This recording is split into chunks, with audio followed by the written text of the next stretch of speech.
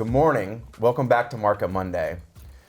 Last week, the Fed hiked rates another 0.25% as widely expected.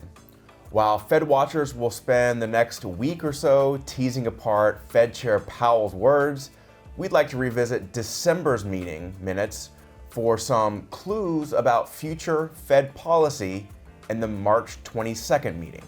That's right. We actually think this could have been the last hike for this hiking cycle. Why? We did have extremely strong inflation, and clearly there's still a great deal of psychological pain associated with 1970s style runaway inflation. We can debate the causes for that another time, but inflation was high and stayed higher than many, including myself, initially thought. And here's Powell acknowledging that himself. And we saw how strong inflation was and how persistent. In fact, the pace with which we're moving was the most important thing. Look at this.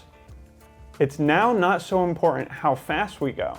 It's far more important to think, what is the ultimate level? It was almost like the margin of error was so wide that he could lay into inflation. And now that we do see inflation coming down, the greatest fears and uncertainties largely removed, in December we see him mention a second risk. Yes, we still have inflation to worry about, but the other risk was that the lagged cumulative effect of policy tightening, that means hikes, could end up being more restrictive than necessary. So clearly they are setting the stage to taper down the hikes to a pause. And guess what?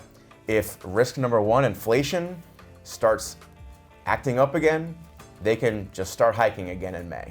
Exactly. That's why we think March will be a pause to wait and see type scenario. And we believe the market is starting to adopt that as its base case as we see through the first month of the year. Off to a strong start with all major US indexes up anywhere from 5 to 9% for the NASDAQ. Of course, keeping in mind the NASDAQ was down about 33% last year, and all indexes up double digits from their one-year lows. But despite the lagging effect of tightening that remains to be seen, this year's stock market performance is causing folks to reconsider.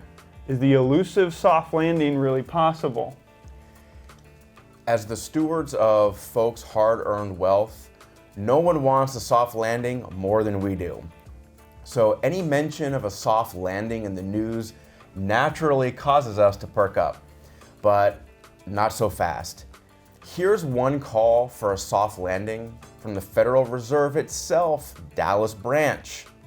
Look at that, September 2007. And here's the IMF, International Monetary Fund.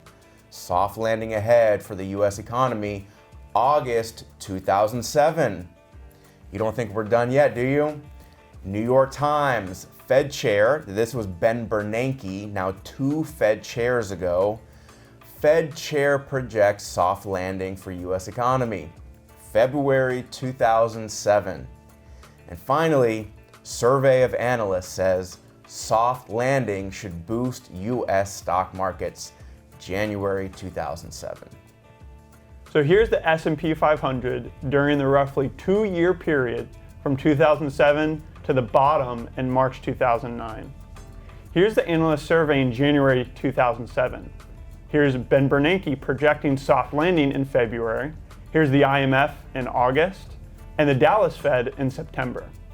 All predicting a soft landing, all before the peak in October 2008.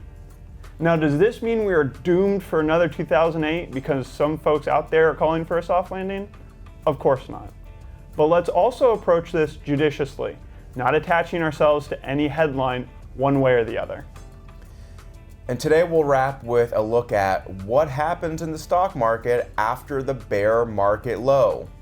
While it's possible that the low was in October of last year, we'll have to wait and see. But here's what did happen after prior bear market lows, 1 year and 2 years later. We see last year right here at the bottom, drawdown of over 25%, COVID almost 34%, global financial crisis, .com crash, and so forth, going back to 1946.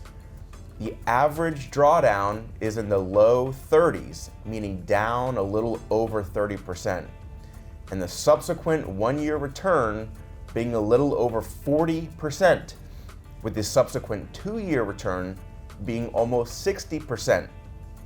But guess what? If those returns seem extraordinary to you, remember, if the market goes down by 33.8%, for example, the average, it has to be up over 50% just to get back to even. So number one, we do need to capture the rebound. And number two, we shouldn't be shocked to see higher returns in the years after large drawdowns. It's what the stock market does. We hope you enjoyed today's video. Have a great week.